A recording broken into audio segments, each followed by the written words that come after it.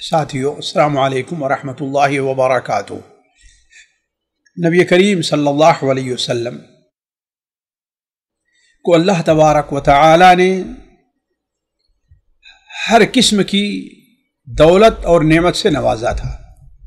اللہ تبارک و تعالی نے آپ کو اختیار دیا کہ آپ نبی اور بادشاہ بن کر رہنا چاہتے ہیں یا نبی اور اللہ کا ایک بندہ بن کر رہنا چاہتے ہیں۔ تو آپ صلی اللہ علیہ وسلم نے تواضع سے کام لیا اور اللہ تبارک و تعالیٰ کا رسول اور ایک بندہ ہونے پر کو آپ نے اختیار کیا۔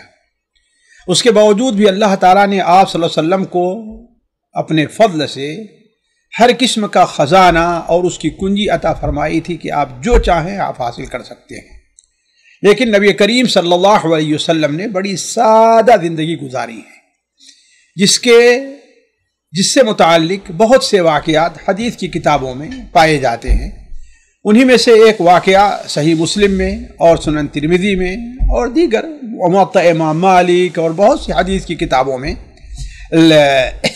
مختصراً اور مطولاً جو ہے وہ پایا جاتا ہے۔ ایک قصہ حضرت ابو ہریرہ یہ بیان کرتے ہیں کہ اللہ کے رسول صلی اللہ علیہ وسلم ایک شام یا ایک دن خلاف معمول ایسے وقت میں باہر آئے کہ جس وقت آپ باہر نہیں آتے تھے، اور نہ وہ وقت آپ صلی اللہ علیہ وسلم لوگوں سے ملاقات کے لیے اس وقت کو آپ نے رکھا تھا، بلکہ وہ وقت خاص تھا آپ صلی اللہ علیہ وسلم کا، یا اپنے بیوی بچوں کے ساتھ رہا ہوگا یا آپ صلی اللہ علیہ وسلم اللہ تعالیٰ کی عبادت میں مشغول رہتے ہوں، کوئی بھی صورتحال نہیں ہو۔ تو ایک بار آپ صلی اللہ علیہ وسلم ایسے وقت میں نکلے تو آپ کیا دیکھتے ہیں کہ وہاں حضرت ابو بکر بھی موجود ہیں، حضرت عمر بھی موجود ہیں۔ بعض روایات میں ہے کہ سب سے پہلے تو ابو بکر آئے، پھر اس کے بعد حضرت عمر آئے، پھر اللہ کے رسول صلی اللہ علیہ وسلم تشریف لے آئے۔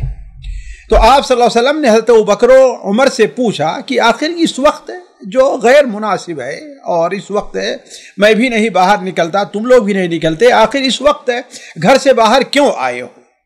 تو ان دونوں نے کہا جو انبیاء کے بعد دنیا کے سب سے افضل لوگوں میں ہیں، ان سے افضل انسان اللہ تعالیٰ نے انبیاء کے بعد کسی کو پیدا نہیں کیا ہے، یعنی ابو بکر اور عمر رضی اللہ عنہ۔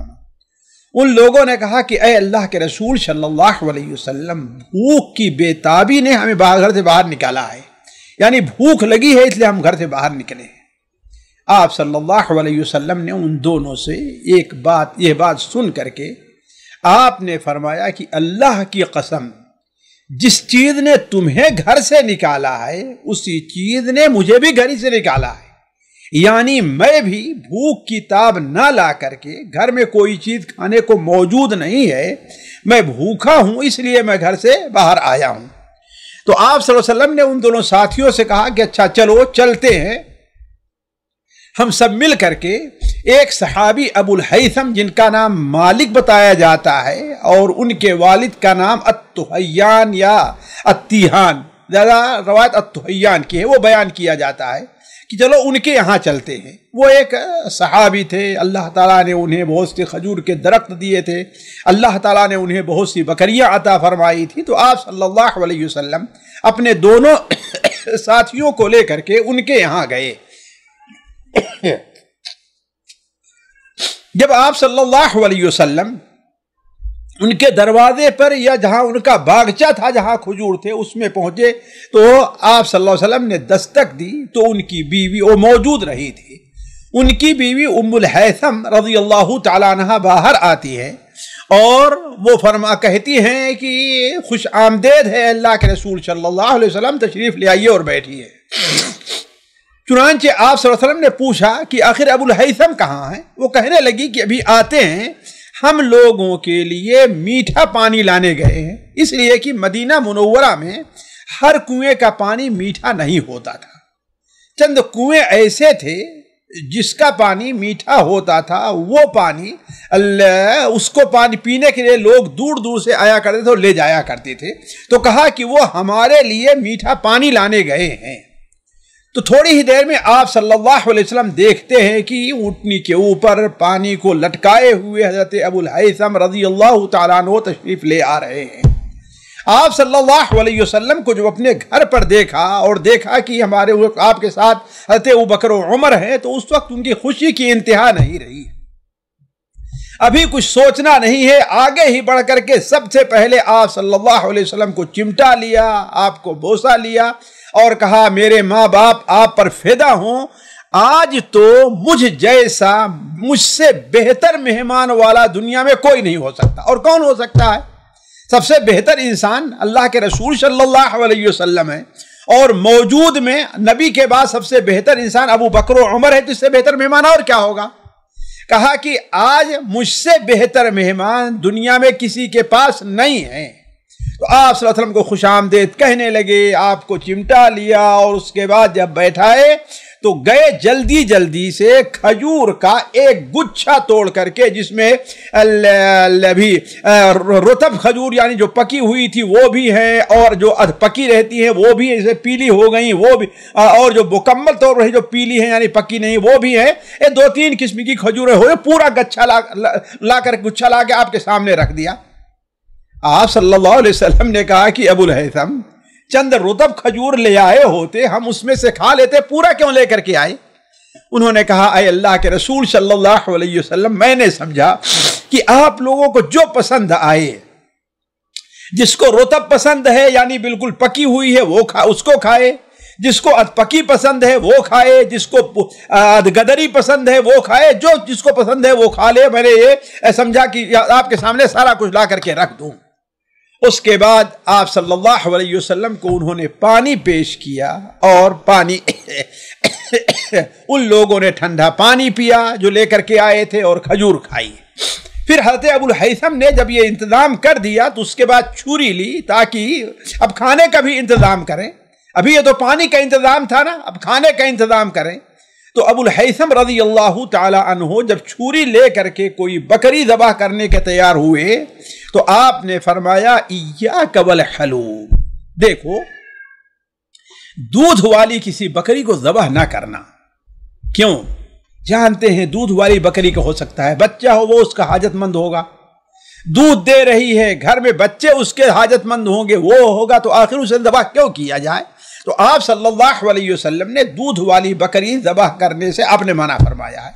تو ابو الہیثم رضی اللہ تعالیٰ نے آپ کی بات سنی اور گئے، اور ایک بکری کے بچے کو جو چھوٹا ہی تھا اسے ذبح کیا، لے آئے، اور کھانا تیار ہوا، آپ صلی اللہ علیہ وسلم کے سامنے لایا گیا، تینوں نے مل کر کے بلکہ چاروں نے مل کر کے آسودہ ہو کر کے کھانا کھایا۔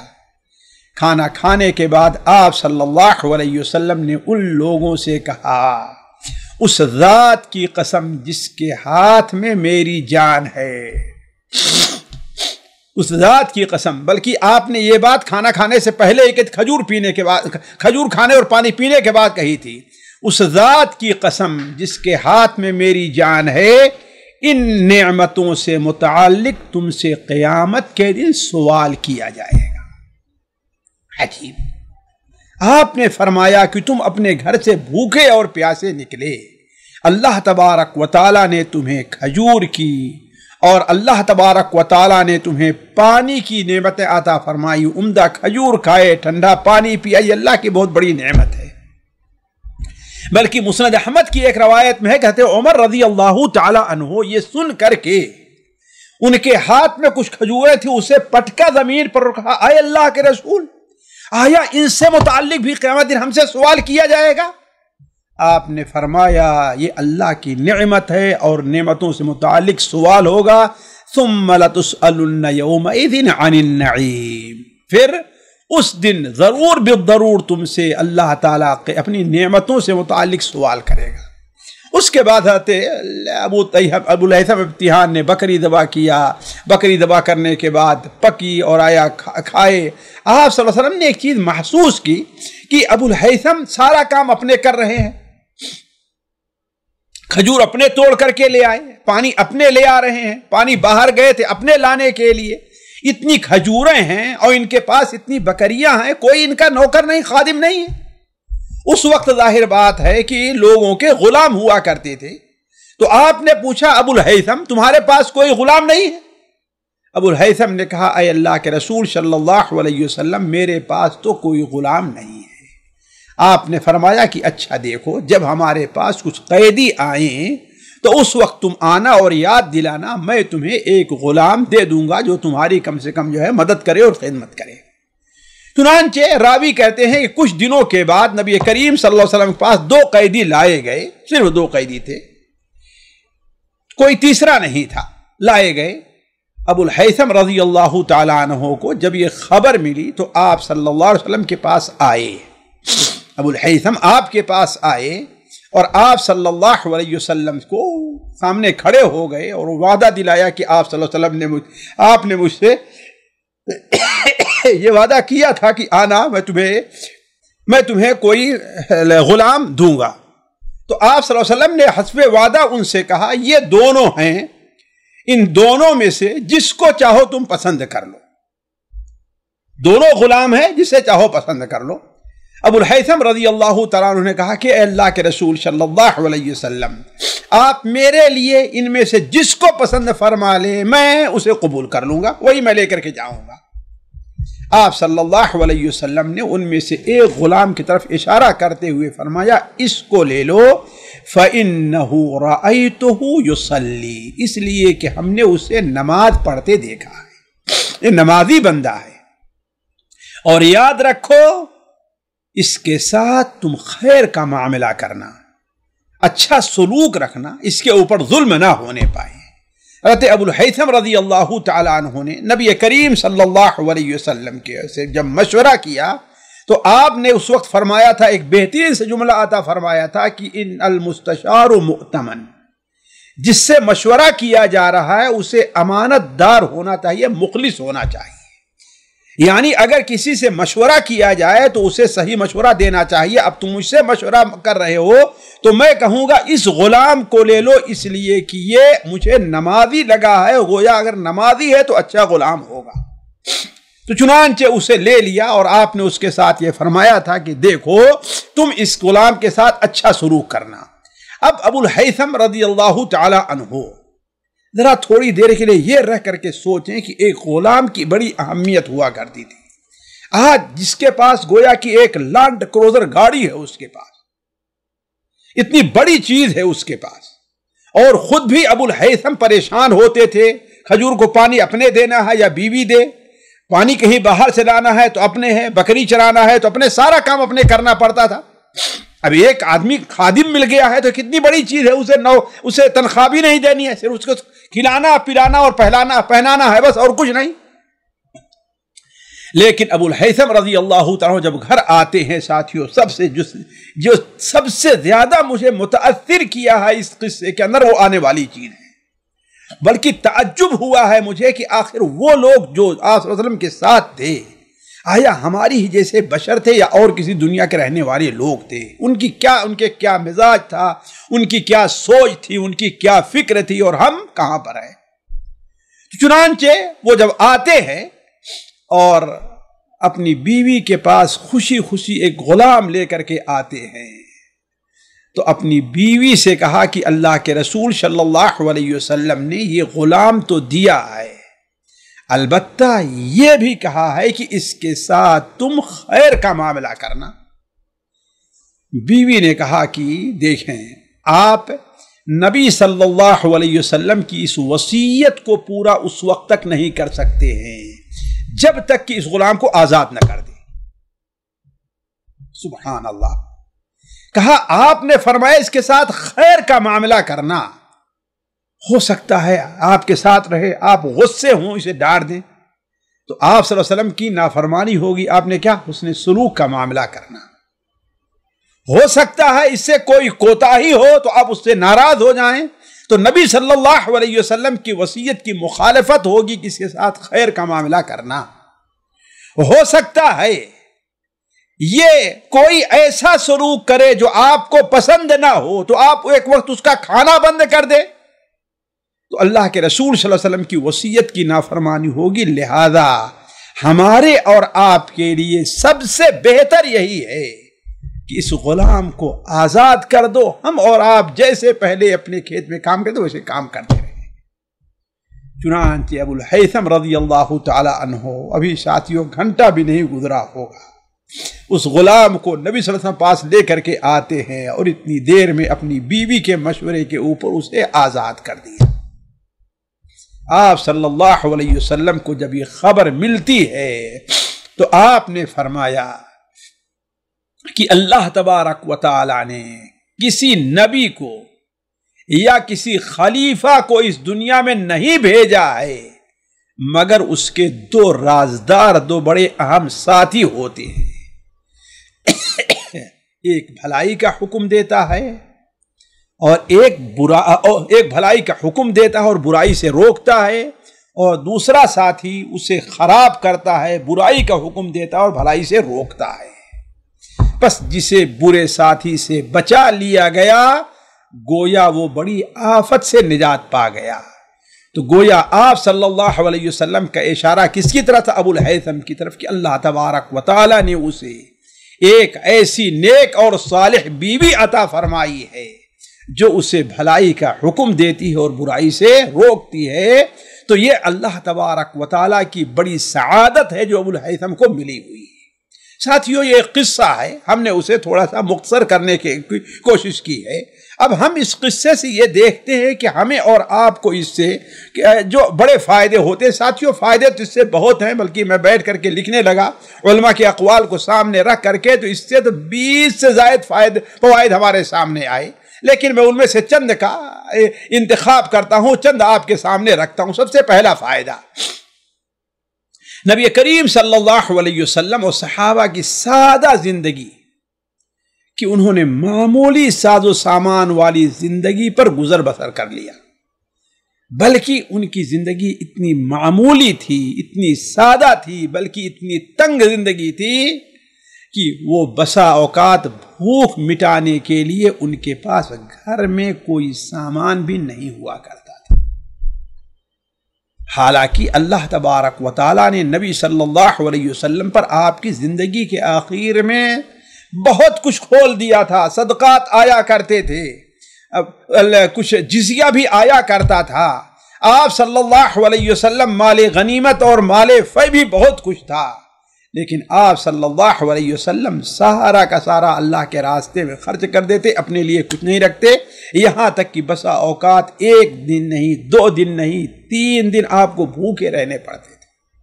بلکہ مائی عائشہ کی وہ حدیث دیکھیے کہ 1 مہینہ گزرتا تھا، 2 مہینہ گزرتا تھا، 3 مہینہ، اور آپ کے گھر میں چولہا جلنے کی نوبت نہیں آتی تھی۔ تابعی نے سوال کیا کہ اے امی جان، تو آخر زندہ کیسے رہتے تھے آپ لوگ؟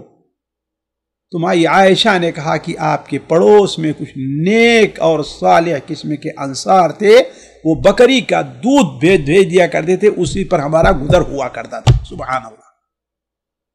اور یہ صرف آپ ہی کے نہیں، بلکہ آپ کے کبار جو صحابہ تھے، حضرت ابوبکر سے بڑا صحابی کون ہوگا، حضرت عمر سے بڑا صحابی کون ہوگا، یہ ان کی حالت دیکھ لیجیے۔ دوسرا فائدہ ساتھیوں، دنیا کی نعمتوں سے محرومی کا یہ معنی نہیں ہے کہ اللہ تعالیٰ جس کو دنیا کی نعمتوں سے محروم کر دے وہ اللہ تعالیٰ کے نزدیک مبغوض اور ناپسندیدہ ہے، نہیں، ایسا نہیں۔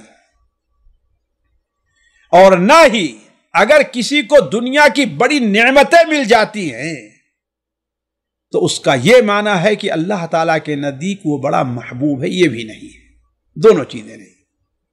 بلکہ یہ بات سن لیں اچھی طریقے سے، اگر کوئی شخص مومن ہے، عمل صالح کی دولت سے اللہ تعالیٰ نے اسے نوازا ہے،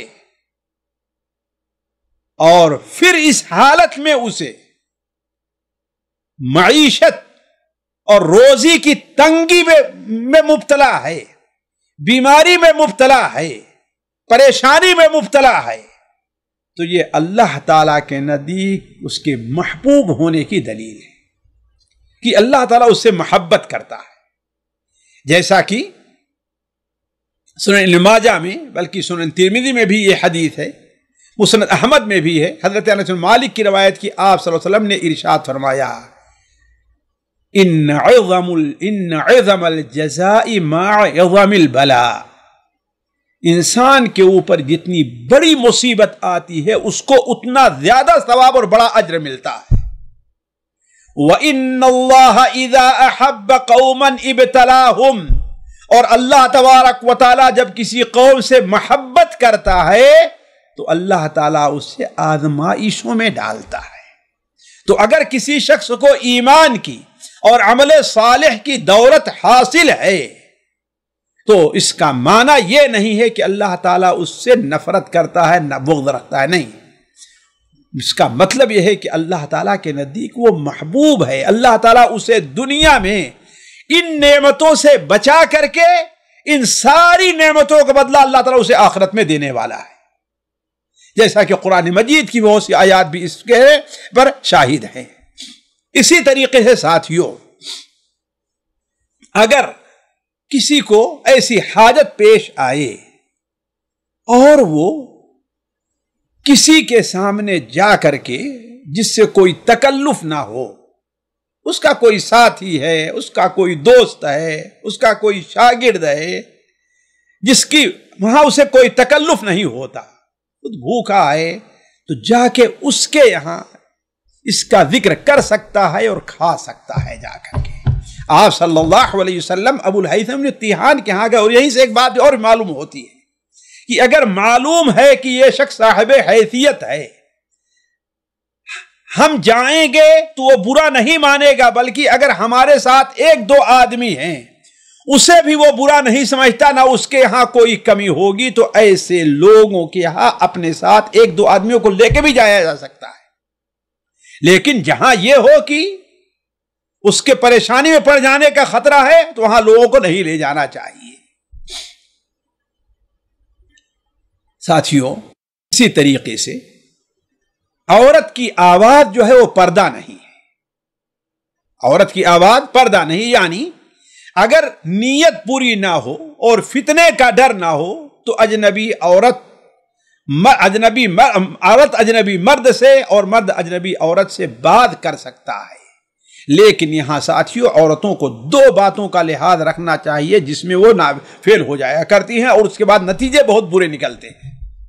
اس لیے کہ کوئی بھی جو برائی ہوتی ہے اس کی پہلی سیڑھی نظر اور دوسری سیڑھی کیا ہے؟ وہ بات ہے، اور وہیں سے بات بڑھ کر کے معاملہ بہت آگے تک پہنچ جایا کرتا ہے۔ تو دو چیزوں کا لحاظ رکھنا ہے۔ پہلی بات یہ ہے کہ بات جو ہو بالکل سیدھے سادے لہجے میں ہو،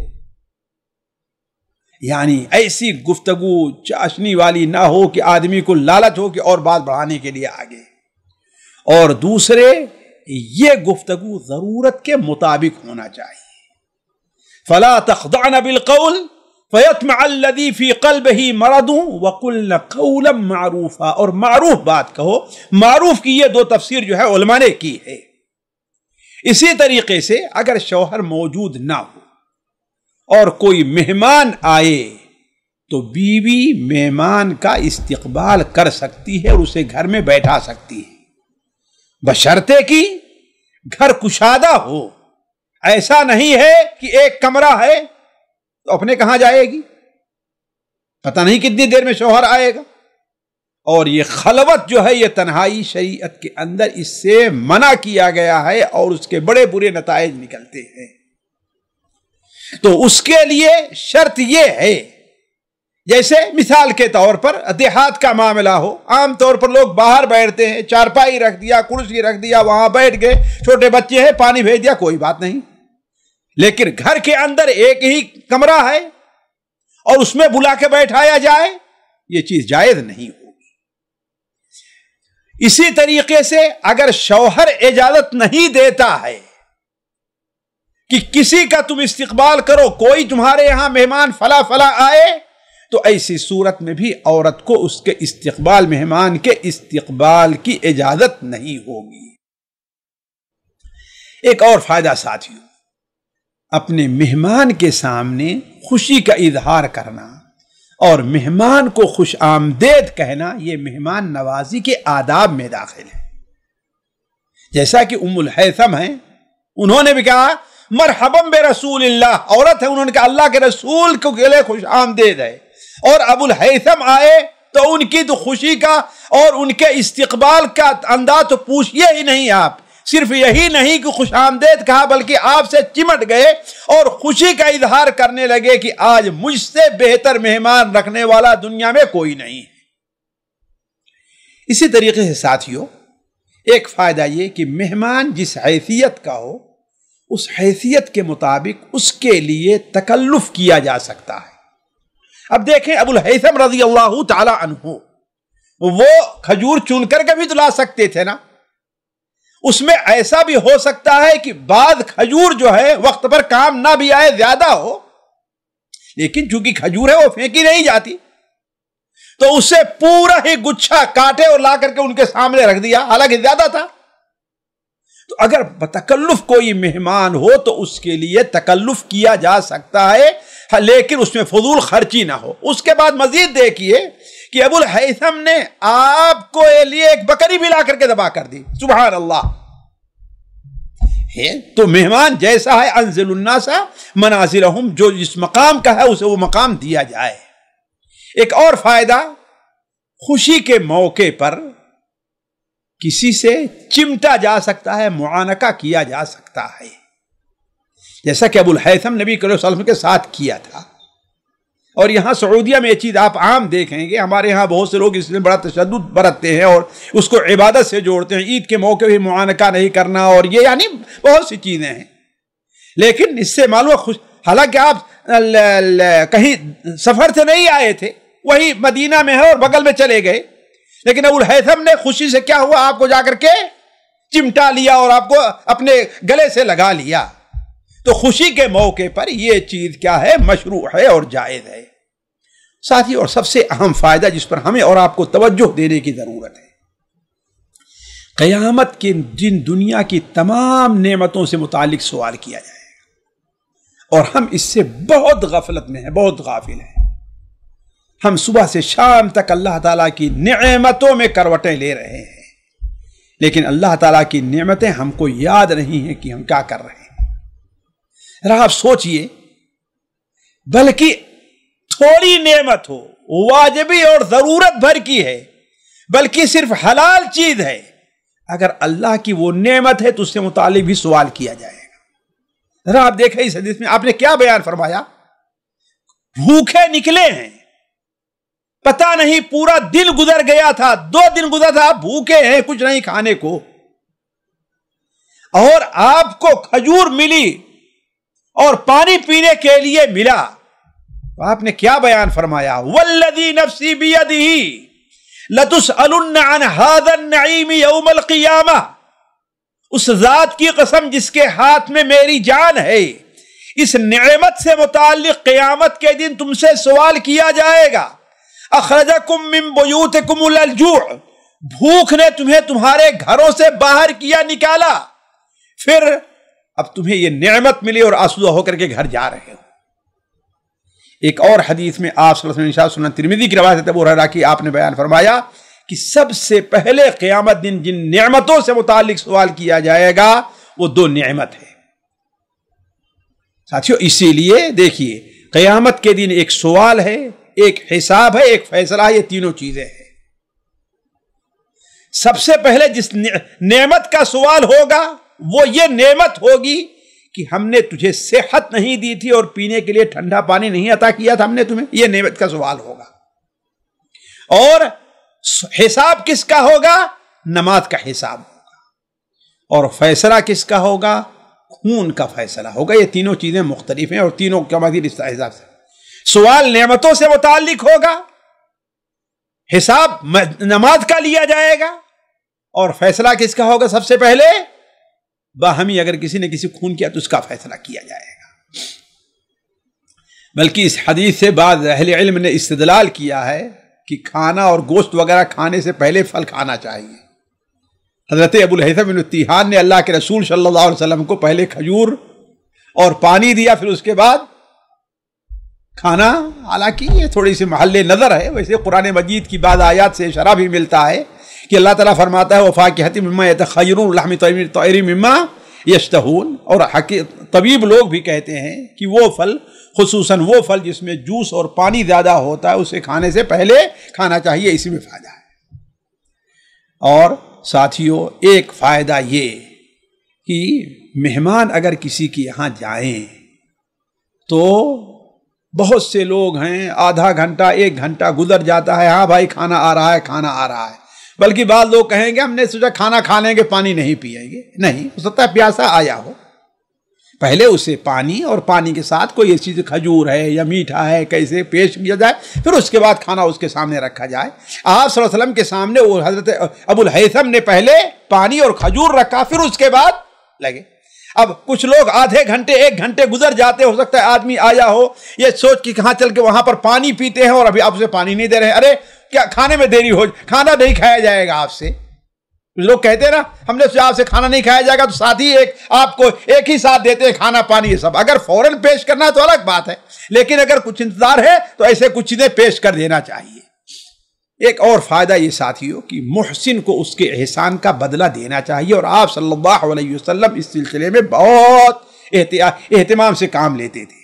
अबुल हैथम ने आपके साथ ये एहतिमाम किया तो आपने कहा ठीक है, मेरे पास कैदी आए तो जो है वो मेरे पास आना और मैं दे दूंगा। साथियों, हमने कहा कि फ़वाइद तो बहुत हैं, लेकिन सिर्फ एक फ़ायदा जिक्र करके मैं आगे बढ़ता हूँ। इस हदीस से नमाज की अहमियत का पता चलता है, और इससे पता चलता है कि अपने काम के लिए कोशिश ये करना चाहिए कि नमाजी का इंतखाब किया जाए, बेनमाजी का नहीं। अगरचे बेनमाजी समझो कि अच्छा काम करता है, क्यों? इसलिए कि अव्वलन तो उससे खयानत की उम्मीद की जा सकती, दूसरे नमाजी की नमाज की बरकत से हो सकता है अल्लाह ताला आपकी जगह को मुबारक कर दे। यही हमें यह भी पता चलता है कि एक नमाजी है तो उसे इसकी कदर करनी चाहिए कि वो कोई ऐसा काम ना करे जो जिसके साथ कर रहा है उसके ख्वाहिश के मुवाफिक नहीं होना चाहिए, ना हो। नहीं, जरूरी यह है कि जो काम करना है वो बड़े एहतमाम से और मुकम्मल तौर पर अदा करे, ताकि बदनामी का मामला ना आए। और आखिरी चीज, सहाबे किराम की खूबी साथियों कि आप सल्लल्लाहु अलैहि वसल्लम के फरामीन और एहतियात का किस कदर एहतमाम किया करते थे, और आज हमारे अंदर किस कदर कमी पाई जा रही है। यानी वो जिसमें उनका नुकसान भी है, परेशानी भी है, लेकिन चूंकि आपने फरमा दिया इसके साथ हुस्ने सुलूक करना, तो कहा कि इससे बेहतर हुस्ने सुलूक और कुछ नहीं होगा, उसे आजाद कर दिया जाए। और आज हम हैं कि हम तो नबी करीम सल्लल्लाहु अलैहि वसल्लम के फरमान पर अपनी दाढ़ी के बाल को भी नहीं छोड़ पाते हैं, जिसमें हमारा कोई नुकसान नहीं, फायदा ही फायदा। तो इससे अंदाजा लगाएं कि अल्लाह तबारक व तआला ने सहाबा को आपके साथ क्यों चुना था। अल्लाह ताला से दुआ है कि अल्लाह ताला हमें और आपको सहाबा के मनहज पर चलने और सहाबा के तरीक़े को अपनाने की तौफीक अता फरमाए। वस्सलामु अलैकुम वरहमतुल्लाहि वबरकातुहू। सामईन इकराम, हमारे इल्मी और अवामी दुरूस और सवाल जवाब की मजलिसों से आप खुद भी मुस्तफ़ीद हों और अपने दोस्त और अहबाब के साथ भी शेयर करें। ऐन मुमकिन है कि आपके शेयर से किसी की इस्लाह और आपके लिए सदक़े जारिया बन जाए। व्हाट्सएप पर इस्लामिक मैसेज हासिल करने के लिए नंबर नोट फरमाएँ: याकूब अजीज़ 00966 5089599707। व्हाट्सएप सवाल जवाब ग्रुप में ऐड होने के लिए नंबर नोट फरमाएँ: अब्दुलसलाम उमरी 00966 502627 नंबर भेजते हुए नाम और पता ज़रूर लिखें। इसी तरह हमारे यूट्यूब चैनल इस्लामी दावा को ज़रूर सब्सक्राइब करें ताकि हमारी हर नई और अहम वीडियो की इत्तला आपको फौरी हासिल हो जाए। तमाम दुरूस, मकालात और सवाल जवाब सीरीज़ के लिए हमारी मशहूर वेबसाइट www.islamidawa.com का मुशाहिदा करते रहें। अस्सलामु अलैकुम वरहमतुल्लाहि वबरकातुहू।